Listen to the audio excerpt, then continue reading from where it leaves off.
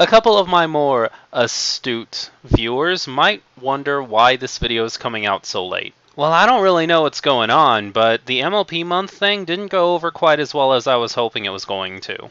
Every video I make seems to be getting less and less and less views and really isn't drawing in very much of an audience. Even the MLP fans that I'm really making these videos for really aren't watching anymore. I don't know if it's just because they think the decks are bad or if they're getting kind of tired of them or what's going on, but because of all this I'm going to go ahead and cut MLP month short because I got other stuff to do. And if these really aren't touching with anybody anymore, then I don't want to just keep throwing them up against my channel, you know?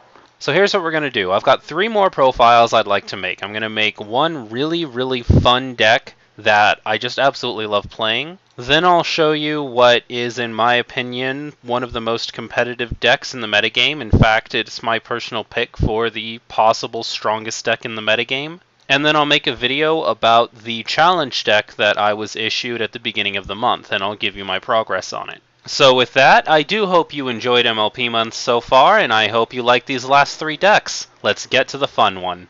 Today's deck is going to be a look at white and purple control. Now, a lot of my longtime viewers are going to remember that my favorite card in the game is Octavia Virtuoso, and it being my favorite card, I went and I made a deck around it.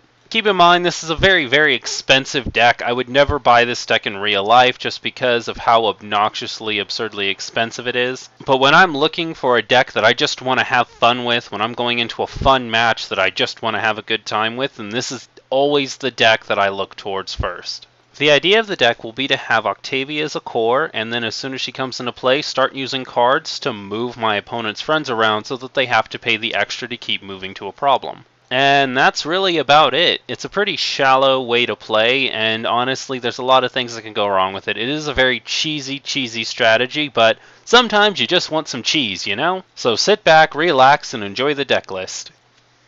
As always, if you're just here to net deck the deck list, then here it is, please enjoy. All I ask is that you leave me a like on your way out. For the rest of it, you'll see some pretty standard stuff here. The problem lineup looks a little strange, but I'll get on to explaining that. Just take a pretty good look and let's get on to the friends. The main we'll be using for this card is the original rarity. I use this one for 2 reasons. One, if we can flip it, then it very easily solves the color requirements for both of our white cards. And 2, look at that boosted effect. Tell me that isn't perfect for an Octavia-based deck. It is. Don't disagree with me. Obviously, 3 Octavia, she's our core. What can I say? 5 cost, 4 power. You're not really paying for your own power, but the fact that your opponent has to pay more to move a character to a problem is just awesome. This creates immediate pressure for your opponent and gives them something that they absolutely have to either deal with or start playing around. It's also strong enough that solving problems really isn't that tough. 3 action shot, because we won't always get rarity flipped by the time we get an Octavia in our hand, and we want Octavia as early as possible, so we need something without color requirements, and action shot is the best non-color requirement card in white. And finally, 3 rarity truly outrageous. Now some of you are going to get on my case about this card. You're saying, oh, well, this has no synergy with the deck. You're only throwing it in because it's considered the most powerful card in the game. And you know what? You're absolutely right. That is literally the only reason Rarity Truly Outrageous is in this deck, is because it's such a powerful card that not having it in a competitive white deck is a huge mistake. Honestly, this card could easily be replaced with maybe something else that doesn't have color requirements, like a Sapphire Shores or something, but I use this rarity because it wins games. That's it. For purple, we're running 3 Ultimate Organizer for the obvious reasons. We want to cut down on those costs. We want to be able to use things like I Can't Decide and Trixie Hat for free. Just all around, this is a great card. Bright Bulb is a fantastic early game card for this kind of deck. No color requirement, so it's very unpredictable. You can get it out there, you can get it on a problem, and whenever your opponent plays something problematic, you just move it back home. This obviously has synergy with Octavia, but on its own, it's even a great card. Wow, this could be the very first deck that I'm actually showing you that has Twilight Sparkle Ursa Vanquisher in it. Don't think I was forgetting about it because it's like a horrible card or something. No, Twilight Ursa Vanquisher is one of the best cards ever. There's just often not very much room for it, but in a deck like this, Twilight Sparkle Ursa Vanquisher is like the best card in the game. While it's at a problem, you can exhaust it, put it back in your hand, and then move 2 of your opponent's characters home. This is great for a few reasons. The first is the obvious one, you're taking 2 of your opponent's characters and moving them home. The second is you can choose your opponent's main, which is important because most cards say friend and this just says character, so you can move one of your opponent's main characters home. It has Studious, so it can pay itself off. It has 3 for 4 power, which is amazing. 3 color requirement is very reasonable. Finally, and my favorite thing, is it says if you do, move up to 2 of your opponent's characters home. It doesn't say 2 of your opponent's characters at this character's problem home. It says 2 of your opponent's characters. So you can have it on one problem, exhaust it, put it in your hand, and then choose 2 characters from a totally different problem and move them home if you really want to. Overall, this is Octavia's sidekick, and this is what we're going to be running with. If we draw a Blue Moon early, then he can give us a very fast rarity flip, which is awesome. He helps fill color requirements, he's 2 cost for 2 power, he's overall just a good reliable card. And as always with all of my purple decks, we tech in 1 Spike Assistant Librarian. Now I've talked your ear off about this guy countless times, but if you happen to have missed it, we tech in 1 because he's a fantastic tech card. We can use him to look at the bottom cards of our deck, and if we see something good, we can put it on top of our deck and draw into it. If we flip something really good for a face-off, we can put it back on top of our deck and then just flip it for the rest of the game. There are just so many applications you can use with this spike that it's amazing. So we're going to use this spike at a tech of 1 in all of our purple decks, because I think it deserves it. But we only run him at 1, because if we don't draw him, it's not the end of the world. He's not important, but if we happen to get him, he's good.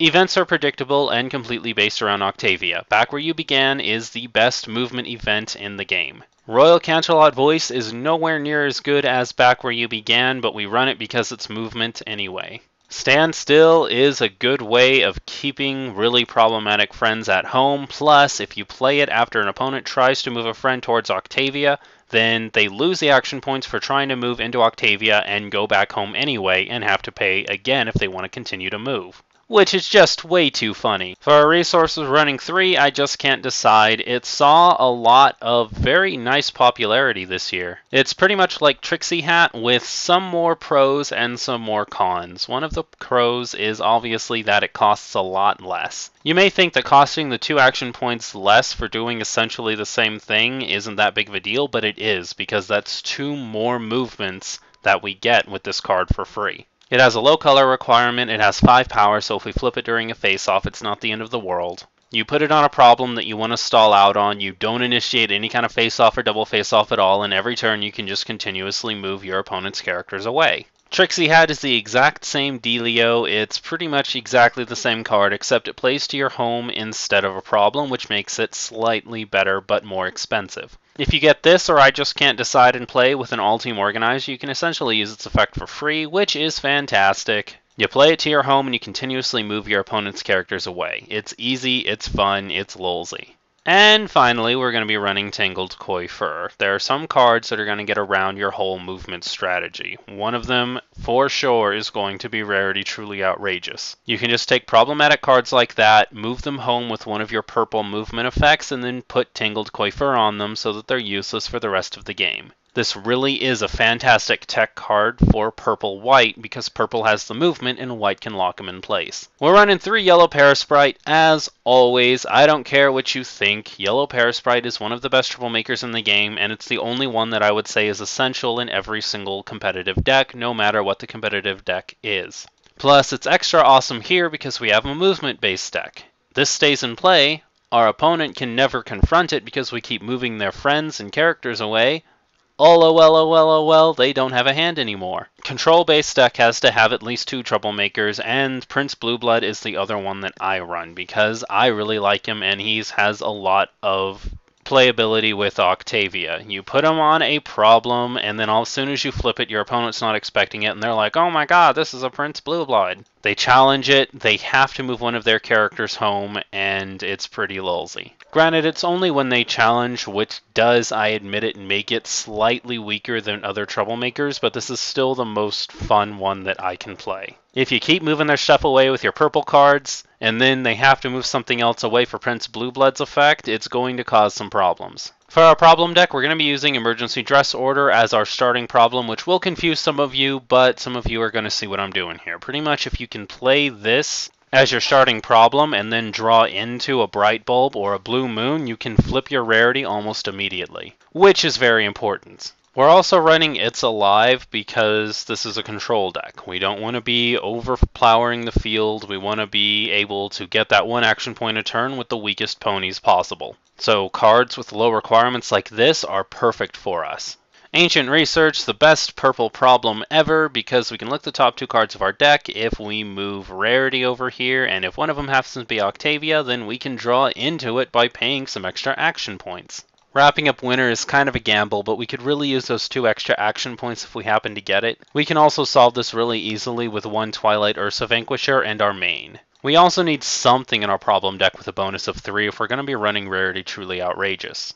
If we do happen to get into some face-offs, then Social Obligations is actually a really good card. One of the main things about this deck is we can completely control when and how the double face-offs happen. So if for some reason we want to go into a double face-off, maybe get our opponent's bonus points or something, then we can totally do it. So putting in cards that have some kind of effect if we win a face-off are kind of awesome. Scoring points is how you win the game, so let's play cards that score us points. Seems pretty simple to me. And that is it for the deck. If you have Back Where You Began and Royal Camelot Voice in your hand, then you probably want to use Royal Camelot Voice first. Royal Camelot Voice is much weaker than Back Where You Began, so if you're stuck in a situation where you need to play one of them and it doesn't matter which one, then always play Royal Camelot Voice so that you always have that Back Where You Began in your hand. Try not to waste events moving stupid stuff. If your opponent's moving like a 2-power pony to a problem and that isn't really accomplishing anything,